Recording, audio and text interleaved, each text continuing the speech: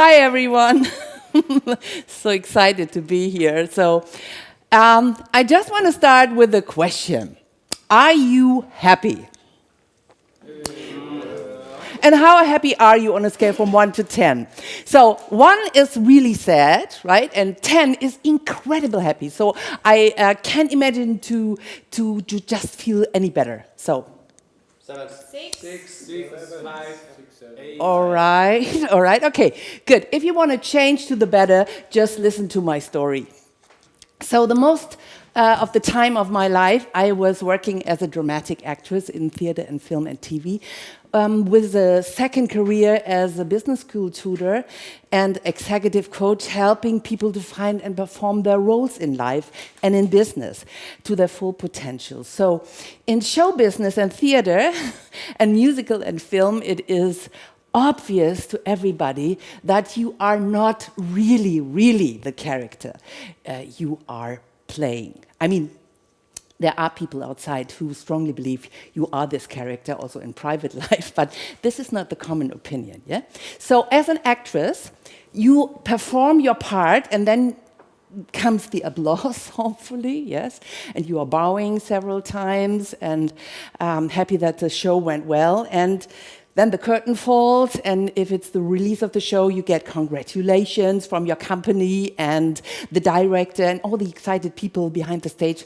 And this is helping you to slowly waking up from the character you are performing and to switch over into the private human being you think you are.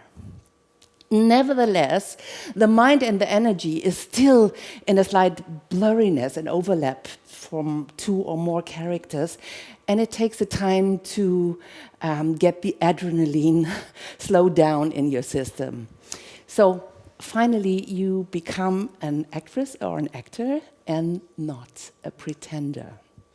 So you literally morph into someone else for a short period of time.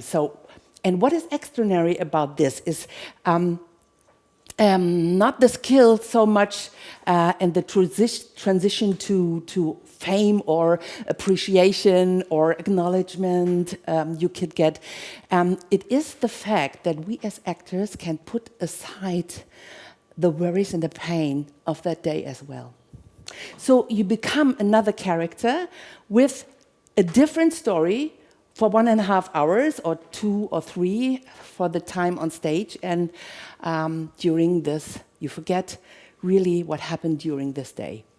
So if you cannot leave the other you behind, your director will coach you by saying maybe, no matter what, let's go for the show must go on, or let the magic of the stage work for you. So this is a famous quote I've learned. It sounds very cruel in the surface of things, but especially in the situation when a close person passed away that day, or your kids are ill for the whole week, or you just went through a divorce or suffering from love sickness, and it holds also some wisdom in the other hand.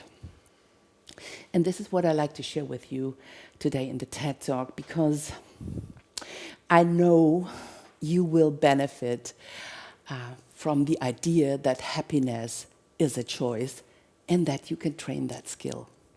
So happiness is a choice not just for actresses or actors. So we rehearse and train and develop the skill over years. And of course, it is an art to slip into a role, and being this character includes really to feel 100% like it too. And on stage and in front of the camera. So now, this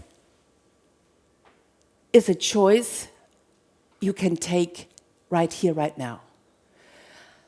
In this very moment, no matter what unpleasant situation you are confronted with. And today, I choose the role of the performer. Nevertheless, I have also the other part in me, which is the one who is struggling with saying one single word. So It all started 1993 when I performed a very trashy TV comedy sketch when I had to play a birthday party happiness performer. You know, these people who are popping in with a huge cake and singing and dancing with this incredible, unstoppable good mood. So you can imagine this, right? So the script felt so natural to me that my partner, Dirk Bach, mentioned many times, even years later, that anytime he felt a bit down, he watched the clip again and again just to cheer himself up. So unfortunately, the clip is in German, so I will just recall the last quote, where the depressed person I had to cheer up ends with, "Okay, I will leave myself to this, and I run out into a new life of cheerfulness." So at this time, obviously, I was able to help someone out of his depression, even it was a play. And I did it in a very unconscious way. So many years when starting research, I found this. So, why is your dog happier than you? So because the dog obviously is more able to focus on reality and to see what is really, really there. And we as humans, with our mind, which is a story-making machine, producing constant stories like, is the money enough for the month? Can I pay the taxes? Does my wife love another man? So all these stories the mind is creating. And this is also not good or bad. This is a job of the mind. And it's a huge ability to create stories. And this ability can also keep us away from being happy and not facing the reality in the single moment. And starting with overriding reality with the cruel story our mind is producing in this moment. And simply by switching into another thought or feeling, I am able to choose between those characters if I'm overwhelmed with this one. So first things first. So how we are going to do this? So what is the trick to get out of this? So here now comes the instruction for making your happiness a choice and a skill in every moment. And this is an experiment I did over 1,000 times conducting my own research in the business school I'm working. So if you look to these 300 smileys. There's one not smiling. Exactly. This is catching your attention, yeah? So, so true. This one is not smiling. There are 299 happy smiles, and this one smiley is sad. How sad. And this is exactly the bias in our mind.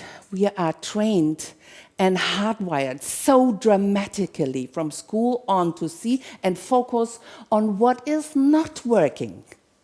Like in school, to mention mistakes first, because all mistakes are signed in red instead of training us as little humans on what is really good working already and highlighting and signing everything in red where we are good at.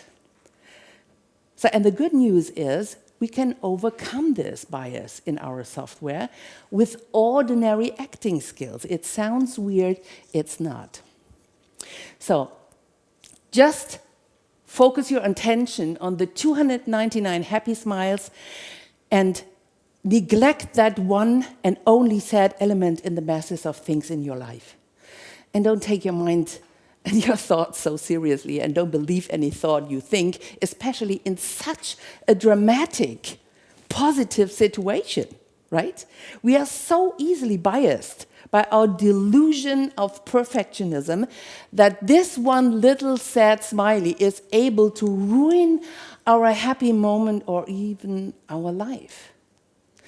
So if that becomes your habit, where your body muscle memory becomes addicted to looking for the one and sad smile which is override your frontal cortex smartness.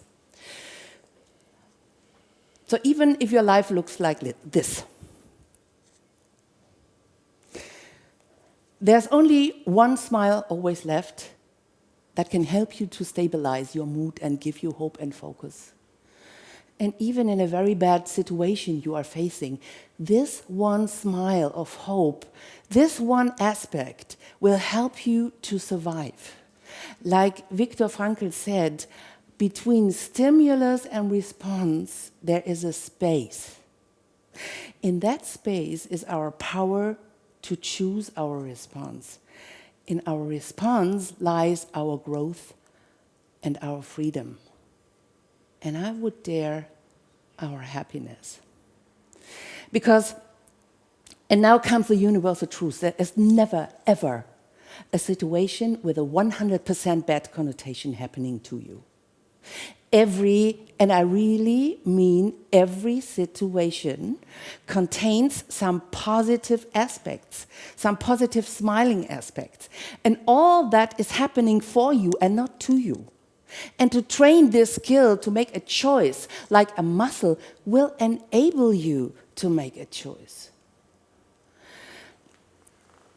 So reality is always 50-50.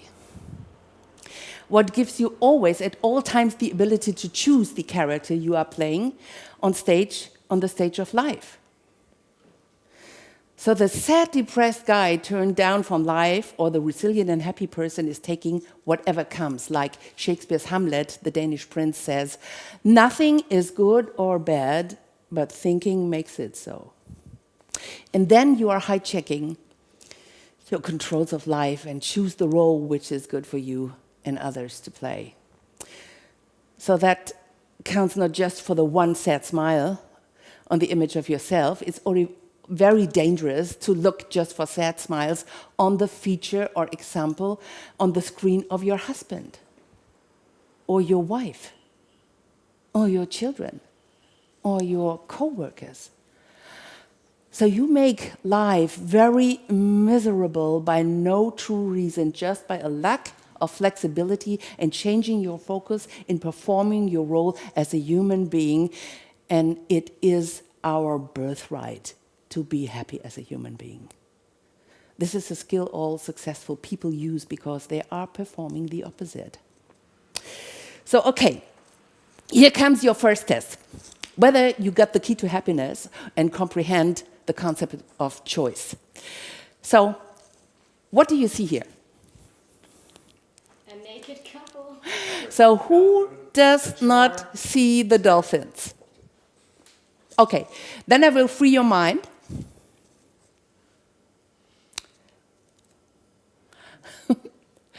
So, do you see the dolphins in the middle?